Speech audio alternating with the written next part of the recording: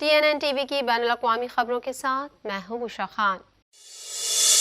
عالمی امور کینیڈا کا کہنا ہے کہ کچھ کینیڈین جو اسرائیل اور حماس کے درمیان جاری جنگ کے دوران غزہ چھوڑنے کا انتظار کر رہے ہیں وہ منگل کی صبح رفح کراسنگ سے مصر میں داخل ہونا شروع کر سکتے ہیں۔ مزید جانیں گے اس رپورٹ میں۔ عالمی امور کینیڈا کا کہنا ہے کچھ کینیڈین جو اسرائیل اور حماس کے درمیان جاری جنگ کے دوران غزہ چھوڑنے کا انتظار کر رہے ہیں وہ منگل کی صبح رفح کراسنگ سے مصر میں داخل ہونا شروع کر سکتے ہیں۔ غزہ میں ایک کینیڈین کی طرف سے کینیڈین میڈیا کے ساتھ شیئر کی گئی ای میل کے مطابق GAC ای میل موصول کرنے والے کینیڈینوں کو جلد سے جلد پہنچنے کی ترغیب دیتا ہے۔ ای میل میں کہا گیا ہے کہ کراسنگ مقامی وقت کے مطابق صبح 9 بجے کھلنے کے لیے تیار ہے۔ ای میل میں کہا گیا ہے کہ براہ کرم اپنے سفری دستاویزات تیار رکھیں اور اپنا ذاتی سامان ہمارے کونسلر اہلکار سرحد کے مصری جانب ہوں گے تاکہ آپ کو بس کے ذریعے قاہرہ تک آمد و رفت کی سہولت فراہم کی جا سکے۔ گلوبل افیئرز کینیڈا کے مطابق مصر کی حکومت کراس کرنے والوں کو زیادہ سے زیادہ 72 گھنٹے تک رہنے کی اجازت دے گی۔ قاہرہ میں رہتے ہوئے ہم خوراک، رہائش اور بنیادی ضروریات فراہم کریں گے۔ ہم آپ کے اپنے خرچ پر کینیڈا کے آگے کے سفر میں بھی مدد کریں گے۔ سفر کے لیے ہنگامی قرضوں کی صورت میں مالی امداد ضرورت مندوں کے لیے دستیاب ہے۔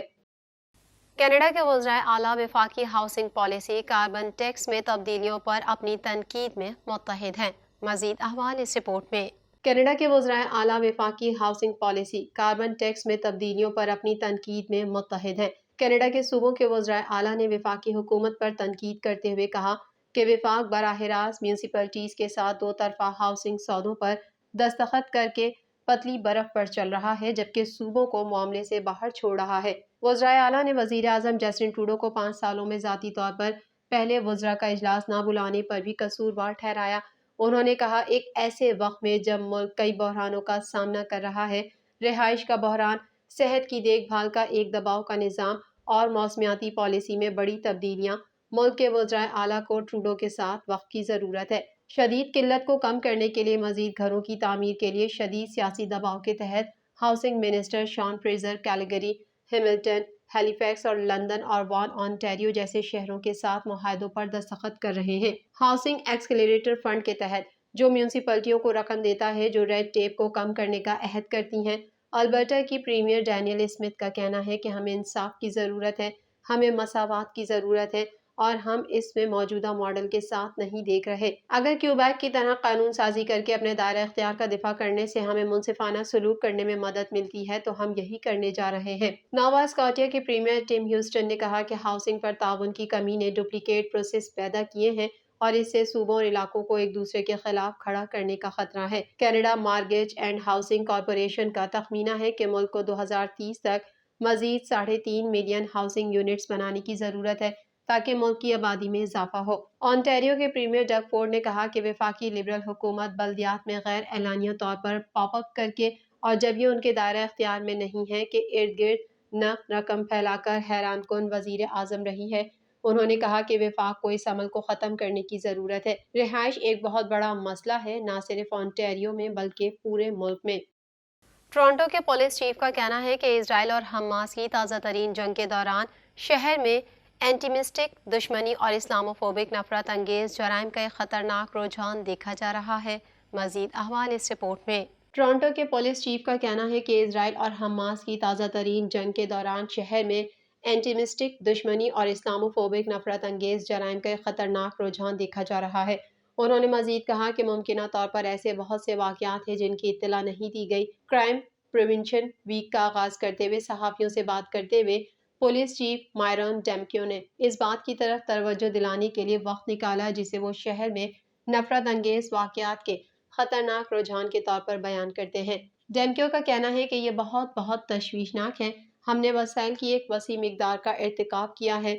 ہم ذمہ داروں کو جواب دہ ٹھہرانے کے لیے ہر ممکن کوشش کریں گے۔ پچھلے مہینے ٹورانٹو پولیس نے غزہ کی پٹی میں جنگ کے نتیجے میں نفرت پر مبنی جرائم میں 132% اضافے کا حوالہ دیا۔ 7 اکتوبر کو حماس کے عسکریت پسندوں کے اسرائیل میں گھسنے کے بعد شروع ہونے والی یہ جنگ دونوں فریقوں کے لیے غزہ کی 5 جنگوں میں سب سے مہلک بن چکی ہے۔ مشرق وسطیٰ میں ہونے والے تشدد نے شہر میں مظاہروں کی ایک لہر شروع کر دی ہے اور اس نے عوامی کشیدگی میں اضافے کے درمیان یہودی اور مسلم کمیونٹیز کے ارکان کو کنارے پر چھوڑ دیا ہے۔ پولیس کا خیال ہے کہ نفرت پر مبنی واقعات کی تعداد در حقیقت رپورٹ کی گئی تعداد سے کہیں زیادہ ہے۔ ڈیمکیو نے کہا کہ وہ تمام رہائشیوں کی حوصلہ افزائی کر رہے ہیں کہ وہ پولیس سے رابطہ کریں اگر وہ کسی مخصوص گروپ کی طرف کوئی امتیازی یا نفرت انگیز رویہ دیکھتے ہیں۔ ان کا کہنا تھا کہ ہم عوام کے تمام اراکین کی حوصلہ افزائی کرتے ہیں، تمام کمیونٹیز میں براہ کرم ہر ایک واقعے کی اطلاع دیں جو وہ دیکھتے ہیں۔ غزہ میں جنگ کے آغاز کے بعد سے ٹورنٹو پولیس نے شہر کے ثقافتی مراکز، عبادت گاہوں، مساجد اور دیگر عبادت گاہوں کے گرد گشت بڑھا دیا ہے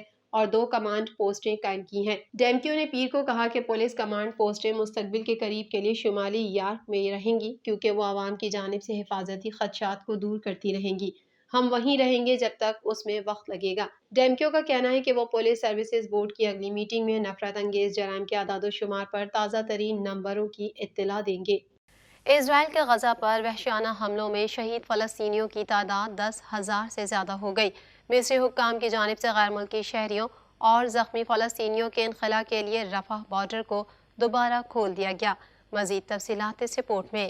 اسرائیل کے غزہ پر وحشیانہ حملوں میں شہید فلسطینیوں کی تعداد 10,000 سے زائد ہو گئی ہے۔ مصری حکام کی جانب سے غیر ملکی شہریوں اور زخمی فلسطینیوں کے انخلاء کے لیے رفح بارڈر کو دوبارہ کھول دیا گیا ہے۔ غیر ملکی میڈیا کے مطابق رفح بارڈر سے اب تک 90 سے زائد فلسطینی زخمیوں کو مصر منتقل کیا جا چکا ہے، جبکہ مصری حکام کا کہنا ہے کہ غزہ سے آج تیمارداروں سمیت 13 زخمی رفح کراسنگ سے مصر آئے ہیں۔ ایمبولینس میں اسرائیلی حملے کے بعد رفح کراسنگ کو بند کر دیا گیا تھا۔ فلسطین کی وزارت صحت کی جانب سے جاری بیان میں کہا گیا ہے کہ گزشتہ 24 گھنٹوں میں اسرائیلی بمباری سے مزید 252 فلسطینی شہید ہوئے، جبکہ زخمیوں کی تعداد 25,000 سے زائد ہے۔ اسرائیل کے 7 اکتوبر سے جاری سفاکانہ حملوں میں اب تک 10,022 فلسطینی شہید ہو چکے ہیں۔ اقوام متحدہ میں فلسطین کے مندوب ریاض منصور نے امریکہ اور اسرائیل کو جنگ بندی معاہدے کو روکنے کا ذمہ دار قرار دیتے ہوئے اسرائیل کے جرائم پر احتساب کا مطالبہ کیا ہے۔ دوسری جانب غزہ میں زخمیوں کی غیر معمولی تعداد کو علاج کی سہولت فراہم کرنے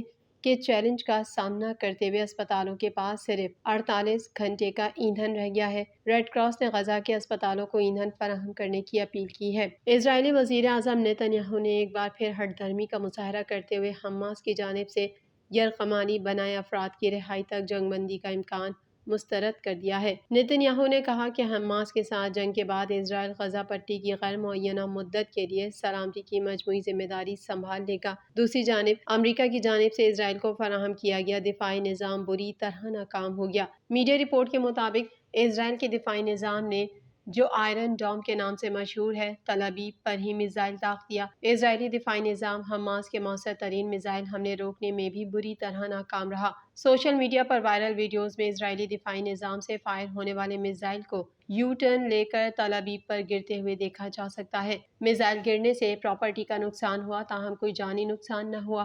اسرائیل نے 10 مختلف مقامات پر دفاعی نظام نصب کر رکھا ہے۔ یہ دفاعی نظام 60 اسکوائر میل تک دفاعی صلاحیت رکھتا ہے۔ دفاعی نظام امریکہ نے اسرائیل کو فراہم کیا تھا۔ ترجمان چینی وزارت خارجہ کا کہنا ہے کہ اقوام متحدہ کی قراردادوں کے مطابق آزاد فلسطینی ریاست کی حمایت کرتے ہیں۔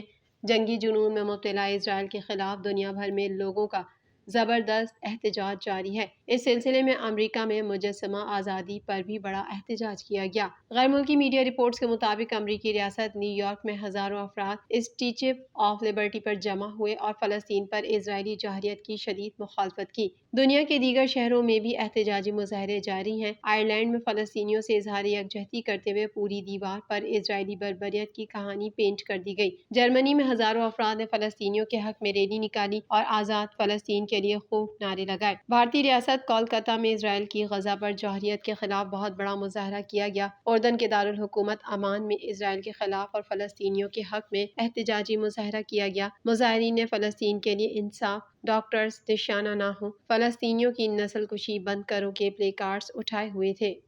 یوکرین نے گزشتہ ہفتے روسی میزائل حملے میں 19 فوجیوں کی ہلاکت کی تصدیق کر دی۔ مزید جانتے ہیں اس رپورٹ میں۔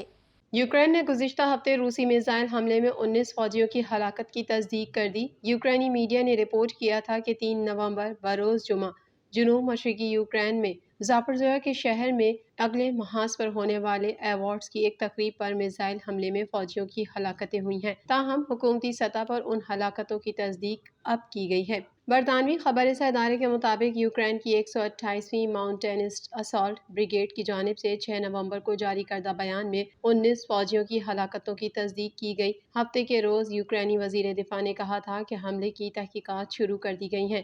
یوکرینی فوج کی جانب سے جاری کیے گئے ایک علیحدہ بیان میں بتایا گیا تھا کہ روس نے اس علاقے کو اسکندر بیلسٹک میزائل سے نشانہ بنایا ہے جہاں اس تقریب کے لیے فوجی جمع تھے۔ دریں اثر روسی وزارت دفاع نے کہا تھا کہ روسی افواج نے یوکرینی فوجیوں کو نشانہ بنایا ہے جس میں کم از کم 30 فوجی ہلاک ہوئے ہیں۔ یوکرین کے بیورو آف انویسٹیگیشن نے کہا کہ وہ ملٹری کمانڈ کے اس فیصلے کی تفتیش کر رہا ہے جس کے تحت فرنٹ لائن کے قریب گاؤں میں راکٹ اینڈ آرٹری ڈے کی تقریب منعقد کی گئی تھی۔ روسی حملے میں فوجیوں کی ہلاکت پر یوکرینی صدر ولادیمیر زیلنسکی نے اپنے بیان میں کہا کہ یہ ایک ایسا سانحہ تھا جس سے بچا جا سکتا تھا۔ انہوں نے کہا کہ تفتیش کے نتیجے میں آن جہانی سپاہیوں کے اہل خانہ کو یہ معلوم ہونا چاہیے کہ یہ سانحہ کیسے ہوا اور کیا اس کی وجہ کوئی نامناسب حکم نامہ تو نہیں تھا۔